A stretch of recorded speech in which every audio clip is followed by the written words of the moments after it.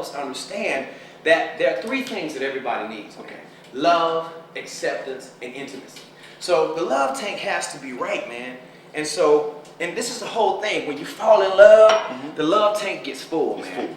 I mean, baby, it is full. I mean, it's full to the rim, man. But then sometimes things start to happen and the love tank gets empty. Okay. And so you go to your spouse or your significant other and you start asking them to help you, man. And sometimes, you know, they don't understand how to help you. This is where the church has to come in and start to talk to him about giving her what she needs. Okay. And then talking to her about giving him what he needs.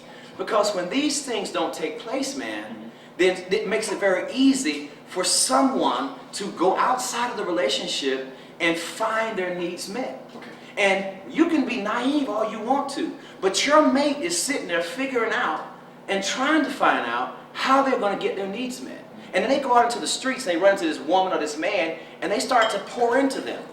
And now all of a sudden they're receiving the love, the acceptance, and the intimacy outside of the marriage.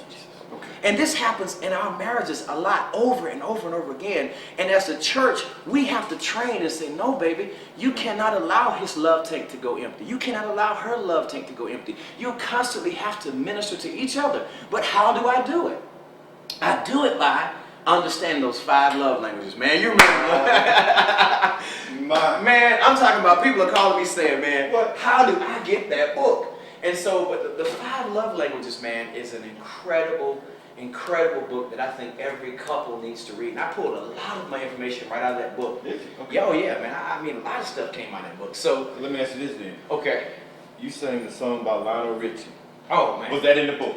No, that wasn't in the book. What makes you do that? Why did you do that? Hey man, the song, because sometimes, man, I think that when we're studying the love languages, we have to find a language that will minister to our mate. And we said there were 5. We talked about the personal touch, and we talked about the giving of gifts, quality time, words of affirmation, and acts of service. And sometimes, you know, like I said in Service Sunday, you can go and talk about Matthew, Mark, Luke, and John. Okay.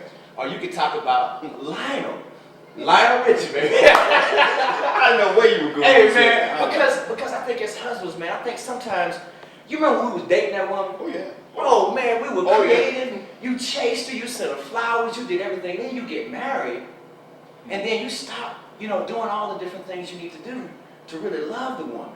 So I think sometimes you have to get creative. You got to break down and just say, lady, morning's just a moment away. And so, but ultimately, man, I sung that song because this whole series, Cofield, has been designed to bring people back to God.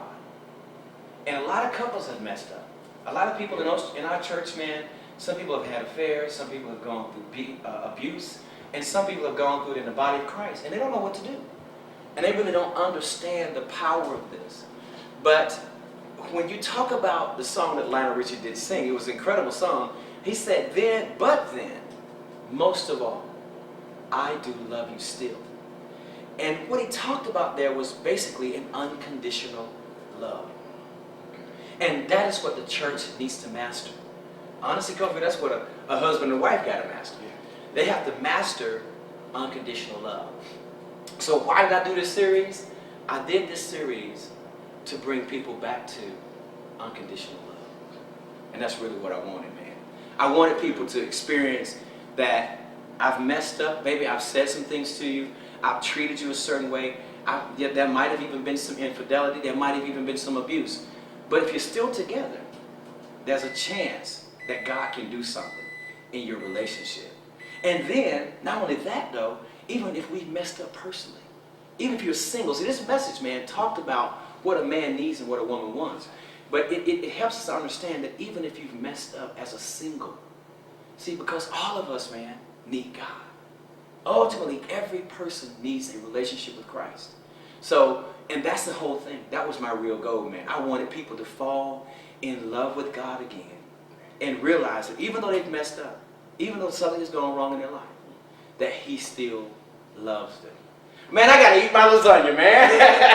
Man, you gotta get out this house, man. Look, you can stay and eat if you want to. No, I'm gonna play. Man, come on, man. man. Get some of this You gotta lasagna. cook that lasagna 20 minutes. Man, look at that. Look at that, right? Man, that's finna Brother, I be gotta go. delicious. It looks good, but I gotta go. Man, I'm finna get me some. I'm finna get all off in this lasagna. Get in there, man. But man, I love you, man. Yeah, I love you Man, too. thank you for coming by, Thank man. you, man. Hey, Thanks for having me. all right, man. God bless you, man. Hey, man, tell your wife and kids, man, I said hello. And man, y'all gotta come by and eat with me, man. Come by and eat with a brother, man. Hang out with me. Never mind. Nah. I'm gonna pass on that out, too. Hey, man, I'll see you in church Sunday, man. All right. Love you, man. I love you, man. God bless you, man.